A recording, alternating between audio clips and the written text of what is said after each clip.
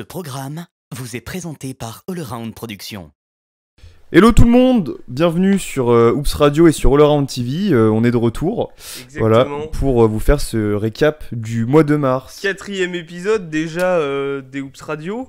Alors on va, oui voilà, c'est On ça. a une petite annonce à faire. On a une petite annonce à faire. Alors on a décidé de changer de format entre guillemets dans le sens où c'est pour faire plaisir à Antonin. On a eu beaucoup de retours, notamment d'Antonin, qui trouve que les vidéos sont trop longues. Voilà. Et du coup en fait on va... on séquencer. on va séquencer les vidéos qui feront, au lieu d'avoir une vidéo de 45 minutes, on aura 4 vidéos d'un quart d'heure.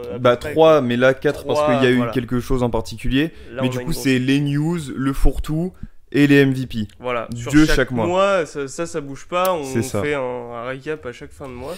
Et on a un beau programme pour ce mois de mars, cher Thibaut. Oui. Pas mal chargé du coup parce qu'on a une rubrique en plus, enfin c'est un truc un peu particulier qui est un peu hors série. On vous explique ça tout de suite dans les news. Pour ces news, donc programme chargé, on a 3 rubriques. On a les blessures. Ouais, on a les blessures qui, ça tombe bien parce que notre 3e épisode d'Oops Radio était consacré au MVP de mi-saison et là, il y a pas mal de courses, pas que au MVP de mi-saison, au trophée à la mi-saison. Ah, il y a des courses. Là, avec les blessures, il y a pas mal de courses qui sont un peu tronquées, qui changent radicalement. Ils prennent beaucoup de retard. Donc ça, on va vous parler du coup des blessures. Ensuite, on aura un petit point record. Ouais. On a une triste nouvelle que vous avez dû voir et on va vous la donner dans la partie news et on en parlera plus amplement après dans le fourre-tout. Exactement. Et on a un petit truc, moi je voulais parler d'un gars qui joue au Nets évidemment, c'est la partie comeback des news et on en parlera. Ah oui, ok. Vous avez dû comprendre et on en parlera après, voilà. Alors, qu'est-ce que c'est quoi qui s'est passé au niveau des blessures ? Alors, on commence avec les blessures, très bien. Donc du coup, en blessure, on a LeBron. En nouvelle blessure. En nouvelle blessure. On a LeBron qui s'est blessé courant mars, là. C'était contre les Hawks, si je dis pas de conneries. Ouais. Et donc, on a notre ami LeBron qui s'est fait une entorse de la cheville et qui sera donc indisponible plusieurs semaines. On n'a pas vraiment de... Ouais. D'habitude, les médecins disent plutôt indisponible 2 à 3 semaines ou réévalué dans 3 semaines. Là, LeBron, on a... Et là, on sait pas. Et en fait, je sais pas si c'est inquiétant ou si c'est bien en fait. Nouvelle. Parce que là, on a 0 nouvelle. Alors, on sait que c'est une entorse. On a eu peur. On a eu très peur. Moi, les images, j'avais mal. Les croisés. C'était soit une entorse, soit les croisés. De toute façon, dans tous les cas, c'était là, pas c'est beau la cheville. à voir, l'image n'était pas belle. Oui, là, c'est la cheville, pour ceux qui avaient pas compris. Voilà pour notre ami LeBron, c'est un peu chiant pour les Lakers, sachant qu'on sait que Davis est toujours indisponible. Ouais, Mollet, toujours indisponible. Il devrait revenir d'ici 2-3 semaines, Davis, je crois. À voir. Et on voit que les Lakers sont en grande galère. Ils galèrent, c'est normal, en même temps, tu prends n'importe quelle équipe de NBA, t'enlèves les 2 meilleurs joueurs, ça galère. C'est pas des... Oui. C'est logique. Et c'est pas des joueurs de seconde zone, quoi. C'est LeBron James et Anthony Davis. C'est les 10 meilleurs joueurs de la ligue. Voilà, c'est ça. Bon. Voilà. Enlever Kawhi et Paul George aux Clippers, on voit ce que ça donne. Donc voilà. Donc compliqué pour les Lakers. Davis, quand Davis s'est blessé, ils avaient dit que ils voulaient pas le faire rejouer trop rapidement. On comprend. Ils voulaient que Davis soit à fond pour les playoffs et c'est jusque-là rien de normal en fait. Tout est logique quoi. C'est de la logique. Sauf que là, sans LeBron, sans Davis, en fait, j'ai peur que... Est-ce que t'as l'avantage du terrain, là, s'ils reviennent pas tout de suite ? On va voir, ils sont encore dans le top 5 à l'ouest, largement. Ils sont même là, ils perdent une place, ils ont plus l'avantage, gros. Mais là, ils vont perdre, je pense qu'ils vont un peu dégringoler. Ils vont être 6-7, En fait, j'ai peur, moi, au-delà du classement, j'ai peur que Davis et LeBron reviennent suffisamment tard, entre guillemets, pour qu'ils soient obligés de courir, de faire un peu la course au playoff, de remonter dans le classement et donc du coup avoir les avantages du terrain. Même si on ne sait pas trop comment les playoffs vont se passer encore une fois cette saison, s'il y aura une bulle ou quoi, ou si ça va se passer, ça se passera certainement sans public, comme les matchs actuellement. Bref, ça c'est autre chose. Mais l'avantage du terrain, on sait quand même que c'est important. Et j'ai peur qu'ils se fatiguent à vouloir courir. Mettons là, je sais pas, les Lakers dégringolent, j'en sais rien, je dis n'importe quoi, 6ème, que Davis et LeBron reviennent. ils vont devoir cravacher à fond pour aller chercher ces places 3 et 4, on va dire, ou plus haut. 4 et 5, hein, je pense. On verra. Honnêtement. Et du coup, moi j'ai peur qu'ils se fatiguent et qu'ils arrivent cramés en play-off. En fait. Ouais, c'est ça. Alors, on va calmer les ânes de Twitter, ils n'iront pas au play-in. Hein. Calmez-vous. Parce que les deux autres, même s'il est blessé, il va revenir très vite. Hein. Voilà. Ne t'inquiète pas, ça va bien se passer. Il va revenir avec sa copine Sylvain. Ouais, c'est ça. Il va avoir le gant de l'infini, on va tous parler chinois. Voilà. Bref. SO LeBron, évidemment. Voilà. Bon, on espère qu'il va revenir le plus vite possible, puisque la NBA sans LeBron, c'est quand même pas pareil. Hein. C'est un peu chiant. C'est un peu. Déjà qu'il n'y a pas de public. Moi, je suis fan des Nets, donc ça va, mais si. Bah, t'es fan de LeBron aussi, arrête de mentir. Ah oui, non, mais je suis fan de. Non, mais je veux dire que. Heureusement qu'il y a les Nets qui. Qu'il y a les Nets actuellement, tu vois, pour moi. Parce que sinon, là, je serais en PLS. Bah, moi, je t'avoue, je me fais un peu chier, mais. Ouais, voilà, je comprends. Voilà, ça c'était pour LeBron. On a pour les Lakers. Donc du coup, on a d'autres blessures. Oui, pour les Lakers, on a d'autres blessures. On a LaMelo Ball, grosse blessure. Jason Kidd. Et Jason Kidd Jr. Qui s'est blessé lui aussi. Alors lui, c'est une fracture du poignet droit et il est out pour toute la saison. Ouais, c'est le poignet droit. Donc, il est out toute la saison. Parce qu'il y avait des rumeurs comme quoi il pouvait revenir ou quoi. Ouais, on verra. Après, moi, si je suis le GM, le manager de Charlotte, je le fais. Enfin, ça sert à rien. Il joue quoi, Charlotte là? Bon, mine de rien, ils sont 4ème à l'Est. Ça montre le niveau de l'Est cette année, encore une fois. Ouais, mais ils sont bons, gros. Charlotte, ils jouent bien. Ils sont bons, mais sans LaMelo. Ah oui, non, ils vont descendre. Puis même, dans tous les cas, s'ils vont en playoff cette année, c'est génial. Enfin, personne s'y attendait, c'est un coup de poker et au final, c'est. Bah, surtout s'ils sont 4ème. Non, mais t'as pas besoin de forcer le retour de LaMelo pour jouer les playoffs. Non, pas forcément. Oui, tu vas accrocher la 7ème place sans lui et voilà quoi. D'ailleurs, il s'est fait tailler sur les réseaux parce que du coup, il a un bras dans le plâtre à cause de son poignet cassé. Il était en chaise roulante. Alors, tous les mecs, ils disaient il s'est cassé le poignet, non? Pourquoi il est en chaise roulante? Bref. Il s'est fait un peu tailler sur les réseaux à ce niveau-là. Les acteurs. Les comédiens. Ce qui est chiant, c'est que c'est son poignet droit, donc sa main forte. Sa main forte, ouais. Sa main de shoot. À rééduquer, c'est chiant. C'est chiant. C'est très très chiant. Donc voilà. Pour LaMelo, moi ça me fait très chier parce que tu vois, on en parlait que les courses au trophée sont entre guillemets relancées. Lui là, le rookie de l'année. Mais le rookie de l'année, si tu joues 35 matchs. Compliqué. Puis il y a un peu de concu quand même cette année. Enfin, Anthony Edwards revient bien. Bon, de toute façon, on vous fera un point en fin de saison sur les trophées de fin de saison finalement. Haliburton a mis des trucs. Ouais. Bref. On s'égare un peu, mais la course au Roy, au rookie de l'année, donc il est un peu relancé, je pense. Il y a du monde, oui, mais il y a du monde qui toque à la porte. Ouais, qui devrait durer jusqu'à la fin de saison. J'espère qu'on le reverra, mais pour jouer quoi, effectivement. C'est ça. Et enfin, on a Embiid. Le MVP. Qui, lui, s'est blessé. Ouais, mon MVP du mois dernier. De cette année. De la mi-saison. Enfin, en tout cas, voilà, la première moitié de la saison.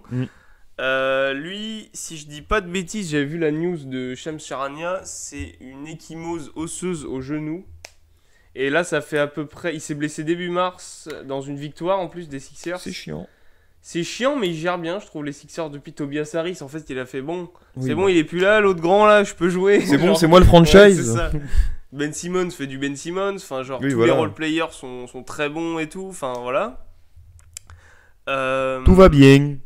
Ils sont toujours premiers, hein. Ouais, et Embiid s'est blessé début mi-mars. Ouais, ils avaient dit qu'il serait absent 2 à 3 semaines. Donc il y a bien 2 semaines déjà. On pense qu'il devrait revenir d'ici peut-être 7 semaines, au maximum la semaine prochaine. On verra. En tout cas, à l'inverse des Lakers, les Sixers perdent Joel Embiid. Bon, alors après, ils perdent pas leur demi-meilleur joueur, mais ils perdent quand même Joel Embiid qui est dans une forme de MVP, pardon. Clairement. Et ils continuent à dérouler, eux, par contre. Oui, en même temps, t'as encore Ben Simmons et Tobias Harris. Enfin, je veux dire. L'effectif tourne bien. Enfin, Doc Rivers gère bien ces trucs. T'as quand même Dwight Howard, c'est pratique quand même à foutre quand Embiid est blessé. C'est sympa. Même s'il s'est fait exclure contre les Lakers, c'est un scandale parce que, bon, bref. Oui, bref. Les amis. Oui, on va pas reparler d'arbitrage. Non, clairement pas. Voilà, donc ça c'était tout pour les blessures. Est-ce que tu as quelque chose à rajouter? Ouais, moi j'ai des retours de blessures. Et surtout aux Blazers. Aux Blazers, on a le retour de CJ McCollum. Ouais. qui nous a fait un match à 22-2-8 ou je sais plus, enfin bref, 22-2-5, un truc comme ça. Et en plus, vous avez. Et il y a Nurkic qui revient, qui a fait son premier match, qui est presque en double-double en 20 minutes de jeu. Donc, il fait du Nurkic, quoi. Tu me disais hier, Kanter, 15-15. T'aimes bien, t'aimes bien que. J'aime bien en attaque. J'aime bien en attaque, voilà. Mais quand même, 15-15, c'est 15-15, cool quand ton pivot titulaire fait 15-15. Ouais. Voilà. Et puis vous avez eu des additions. On a eu une putain de bonne addition. Bon, ça fait chier. Enfin bref, on en parlera dans la vidéo suivante de la trade deadline. On peut en parler maintenant. Voilà, tout le monde le sait, je pense. Ou pour ceux qui connaissent pas, il y a eu la trade deadline. Donc c'est la période où il y a des échanges. En fait, c'est la trade deadline. En fait, c'est la date après laquelle on ne peut plus faire de trade, donc de transfert. Tout simplement. Et généralement, tous les trades se font un poil avant cette date-là ou pile à cette date-là. Ou dans la soirée avant minuit de cette date-là. Donc pour ceux qui ne savent pas, c'était dans la nuit du jeudi à vendredi de la semaine dernière. Ouais, c'est ça. Donc on a eu beaucoup de transferts et beaucoup de mouvements. On vous en parlera dans un format consacré à suivre. Ça concerne les trades parce que les équipes peuvent quand même signer des agents libres. Oui, les agents libres, c'est juste les échanges qui sont... Enfin, c'est la fin des échanges. On ne peut plus échanger de joueurs ou de pick de draft après cette date-là. Donc pour cette saison 2020-2021, il n'y aura plus de trade. C'est fini. Voilà. Donc on vous en parlera dans un format... dédié à ça, à suivre sur la chaîne. Enfin voilà, c'est ça, juste après, là. Vous regardez dans la playlist. Et c'est dessus. Voilà. On va passer à la peut-être mauvaise nouvelle du mois. Enfin, triste nouvelle. Ouais. C'est le décès d'Elgin Baylor, donc légende des Lakers, qui a... Il n'y a pas que ça, mais vas-y, parle de Elgin. Comment ça, il n'y a pas que ça ? T'inquiète. Parle de... Vas-y. Donc Elgin Baylor... Ah oui, Stan Albeck, tu voulais parler ? Ouais. Ok, d'accord, on va parler de Stan Albeck. La date, mais... Donc Elgin Baylor, qui est une légende, qui est l'ailier légendaire des Lakers, finalement. Grande inspiration de Michael Jordan, Julius Erving notamment, enfin bref. Une légende vraiment du jeu qui est décédée la semaine dernière. Une légende sans bague. Une légende sans bague qui a... c'est peut-être le mec qui a été le... Bon, alors il y a Kobe, mais il y a un peu de Magic aussi, mais c'est le mec qui a été... en gros, pour moi, si tu fais un 5 majeur all-time des Lakers et que tu dois montrer l'histoire des Lakers, tout, il est poste 3, genre titulaire. Ah oui, j'adore James Worthy, mais l'ailier légendaire des Lakers, c'est Elgin Baylor. Bien sûr. Donc ça, pareil, on va dédier notre fourre-tout de ce mois-ci à Elgin Baylor, parce qu'en fait... Il est trop peu. C'est ce qu'on se disait en fait par rapport au niveau qu'il avait, à son palmarès, même s'il a pas eu de titre. Tellement sous-coté dans l'histoire. Infernal. On vous en parlera d'ailleurs. Surtout la saison 62, c'est la 62. Oh là là. Qui est à 38 points de moyenne. Bref. Bon, bref. On vous en parlera après. Enfin, par la suite dans le format. Il avait une licence loisir ce bâtard. Voilà, ça c'est un peu pour la première. La planète du basket un peu attristée par ce décès. Il y a une deuxième nouvelle qui est passée un peu inaperçue. Enfin, tout fan des Spurs l'a appris. Parce qu'il est passé dans beaucoup de franchises. Oui. Mais voilà, on a perdu Stan Albeck. Vendredi. Ancien coach NBA. Voilà. Vendredi 26. 26. 26 mars 2021 qui a coaché qui a coaché notamment les Spurs, tu l'as dit, il a coaché les Cavs aussi, enfin il a coaché, en fait il a fait plein d'équipes et ça fait partie de ses premiers coachs pionniers dans l'histoire du basket. En fait quand la ligue a vraiment explosé, la NBA a été installée, il y avait plus de ABA et qu'ils ont commencé à se développer petit à petit, c'est un de ces coachs qui a toujours fait du bon taf dans beaucoup de franchises. Il a bourlingué, il a fait encore d'autres franchises, il a pas fait que les Spurs et les Cavs, hein. Je crois qu'il a fait les Nets aussi d'ailleurs. C'est possible, je crois qu'on l'a eu 1 ou 2 ans. Enfin voilà, donc c'est ça aussi qui fait que c'est une disparition un peu marquante, c'est le fait qu'il ait travaillé dans beaucoup d'organisations différentes en NBA. Donc tout le monde est un peu attristé de cette nouvelle et c'est normal parce que la NBA c'est une grande famille et donc quand il y a quelqu'un qui s'en va, là en l'occurrence 2 grands personnages de la NBA qui s'en vont, c'est pas forcément une bonne semaine. Alors il a été coach aux Wildcats. Ouais, donc en universitaire ça. Il a été adjoint aux Rockets de Denver. D'accord, ouais, l'équipe de ABA. Ouais. Colonel de Kentucky. Donc oui, il a fait les Lakers en adjoint, il a fait les Cavs, San Antonio, New Jersey. Ouais, donc les Nets. Les Bulls, Les Nets, il est revenu en adjoint. Les Hawks et les Raptors. D'accord. En adjoint, après tout ça. Ouais, en fait, il a connu toutes les... Parce que s'il a connu les Raptors en adjoint, ça veut dire qu'il a coaché à la fin des années 90 aussi. Et s'il coachait en ABA, tous les Colonels, Wildcats, tout ça, c'est des... Et les Denver Rockets, là tu disais, les Denver Rockets, tout ça, c'était des franchises de ABA. Donc c'est un mec qui a passé énormément de temps sur les bancs NBA et sur les bancs professionnels de basket aux États-Unis. Et on ne peut qu'admirer sa carrière finalement. Voilà, on clôt un peu les mauvaises nouvelles. On va remettre un peu de peps là-dedans. Le comeback. Je voulais parler de Blake Griffin. Enfin, le comeback, doucement. Mec, je peux. Dites-nous en commentaire, mais moi j'appelle ça un comeback. Moi je veux le voir jouer plus avant de dire que c'est un comeback. Mais plus en termes de minutes ou en termes de match? En termes de match et de minutes. D'accord. Ok. En termes de minutes. Alors, il aura peut-être pas plus en minutes, mais en match en tout cas je veux le voir faire plus de matchs. Blake a rejoué son premier. Bon, vous savez certainement. Enfin, on va en parler dans les transferts, mais Blake Griffin a été transféré au Nets. Enfin non, a été buy-out, c'est-à-dire les Pistons d'un commun d'accord avec le joueur, Blake Griffin, ont coupé son contrat, c'est-à-dire qu'il continue de le payer, c'est une rupture conventionnelle, c'est ça. Il continue de le payer, mais il fait plus partie de l'effectif. Donc lui a pu signer au minimum, au salaire minimum dans une autre franchise, donc en l'occurrence les Nets. Courant le mois de mars, là c'était début mars je crois. Ouais. Et il a joué son premier match la semaine dernière, il y a un peu moins de 10 jours, contre Washington. Et il a mis un dunk. Griffin at the 5 to begin the fourth. Griffin on the move, flushes it down. There's the dunk. Et tu veux la stat depuis 464 jours. Oh la vache, depuis plus d'un an, il a an et demi. Ouais. Blake Griffin n'a pas dunké depuis plus d'un an. Blake Griffin, on présente plus Blake Griffin, concours de dunk et tout, enfin bref. L'obsidian, laisse tomber. Brandon Knight, enfin. C'était pas lui. C'était André Jordan, pardon. Même si c'est Clippers, donc. Mais enfin, c'est qui l'a mis là? C'est pas, je crois qu'Aaron Baines avec les Spurs, une année il s'en prend 3.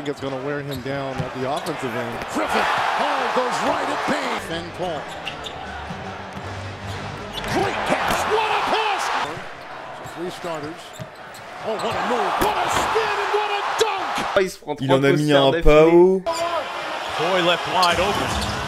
Griffin, oh wow! Now in the wing, balls for the screen. Two-man game. Blake Griffin explodes on Gasol. À pas haut, Lakers. Bref, sur tout le monde. Blake Griffin, quoi, juste le dunker, il avait pas dunké sur le front, quoi, depuis 464 jours. C'est incroyable. Bref. Il était donc, cramé. Hein. Il joue en sortie de banc. Ouais. Et moi j'aime beaucoup parce que ça fait une menace en plus sur le terrain en permanence en fait. Harden il lui envoie des lobes. Tellement bien. Là vous venez de signer un boog en plus. Et on en reparlera dans la trade deadline. On se renforce à l'intérieur et moi je suis content. Oui, enfin donc Blake Griffin il joue en sortie de banc. Il joue 18 minutes de moyenne. Pour l'instant il a joué que 3 matchs. Il joue en moyenne 18 minutes. C'est bien. C'est bien parce que. Et en plus j'aime bien parce que souvent il joue quasiment pivot en fait, c'est SO Steve Nash et... Oui, il joue 5 hein. Voilà. Mais même maintenant et Mike D'Antoni. Mais oui, voilà. C'est vrai que c'est ce duo-là, putain. Et du coup, il est en 18 minutes, il est à 9 points, 3 rebonds et un style de moyenne, donc c'est très correct. C'est pas dégueu, hein. C'est très correct. C'est vraiment pas dégueu. Ça me va carrément. Mais je veux voir plus. Tu veux voir plus. Mais je sais pas s'il aura tellement un plus gros rôle que ça, mec. Parce que ça lui va tellement bien. Mais je veux voir sur plus de matchs s'il est régulier à ce niveau-là. Et sur cette productivité. Moi, j'attends que ça aussi, mais voilà. Oui, je me Petit SO à Blake. Voilà, ça fait plaisir. Ça fait juste plaisir de le voir vraiment rejouer au basket, quoi. Cramez vos maillots des Clippers, achetez ceux des Nets. Quand ils seront champions. En plus, il a vraiment changé de numéro. Il a tout changé. 0 repart. Parce que aux Clippers, il avait le 32. Aux Pistons, il était pas dispo, donc il est inversé. Il a pris le 23 et là, il a juste pris le 2. Il a fait non, mais je m'en fous. Je veux juste jouer. Je veux juste jouer. Voilà, c'est ça que j'aime bien dans ce retour de Blake Griffin que j'appelle comeback. Vous nous direz en commentaire si vous êtes d'accord avec ce terme. Est-ce qu'on n'aurait pas fini avec les news? Ah non, on oublie une belle news. L'onglet record. Ah oui, oh là là, qui n'est pas négligé puisque tout simplement Chris Paul devient le 6e joueur de l'histoire à passer la barre des 10 000 passes en carrière. Ils sont 6. Ils sont 6. Alors, Alors, on a évidemment John Stockton en numéro 1, meilleur passeur all-time à 15 806 passes. Et il a un bel écart avec le deuxième. Deuxième, c'est Tonton Jason Kidd. 12 091 passes. Oui, mais il y a 3000 d'écart entre les deux. Ouais, mais enfin, Stockton, frère. 3700 précisément d'écart. Oui, bref. Oui, 4000. On a Steve Nash, 3ème à 10 335. On a Mark Jackson, 4ème à 10 334. Et on a Magic, 5ème à 10 141 passes décisives. Ah, il peut passer Magic. Oui, il va passer Magic la saison prochaine. Hein. Oui, clairement. Oh la vache. Voilà le Point God qui continue de casser les bouquins d'histoire de la ligue. Mais l'autre, il a 40 piges là, putain. Il a quoi? Il a bien 37. Non, 37. Je pense qu'il a 30. Ah non, quoi qu'il a été drafté après LeBron. Ouais, en même temps, il a fait de la. Non, il a 34, 35. Non, je pense qu'il a le même âge que LeBron, il a 35-36, gros. Ah ouais? À vérifier, en tout cas, Chris Paul est clairement plus sur la fin de sa carrière que sur le début. Ah bah clairement. Mais c'est le par Point contre, God. Enfin, au Suns, il est sur la fin de sa carrière. Les Suns sont deuxième de 35 ans. 35 ans, voilà. 35 ans pour CP3. 35 ans, la productivité, bonjour, hein, putain. Non, mais le cerveau, c'est quoi, c'est le deuxième meilleur joueur des Suns? C'est le leader sur le terrain, en dehors, vocal et tout. Enfin, oui, c'est parfait. Ils sont deuxième de l'Ouest. C'est un chef d'orchestre. Voilà, il est trop on peut fort. pas nier l'apport de Chris Paul. Ils sont deuxième à l'Ouest. Ils sont devant les Clippers et les Lakers. Et les Nuggets. Enfin, genre, on en parlera plus tard. On a fini avec les news, mon cher Thibaut. Oui, pour moi c'est tout. J'ai bien autre en tête. Voilà. Pour écoutez, ceux qui s'arrêtent là, écoutez. Merci d'être passé. Merci. N'hésitez pas à aller regarder par curiosité quand même le reste. Continuez à suivre tous les réseaux, vous savez, Instagram, tout ça est en bio. Voilà. Ou à la fin de la vidéo. Et pour les autres, on va la tourner tout de suite. Mais la vidéo, on va faire quoi? On va faire le fourre-tout. Ouais. Le fourre-tout sur Elgin Baylor arrive très bientôt. Donc restez branchés. Et à plus sur All Around.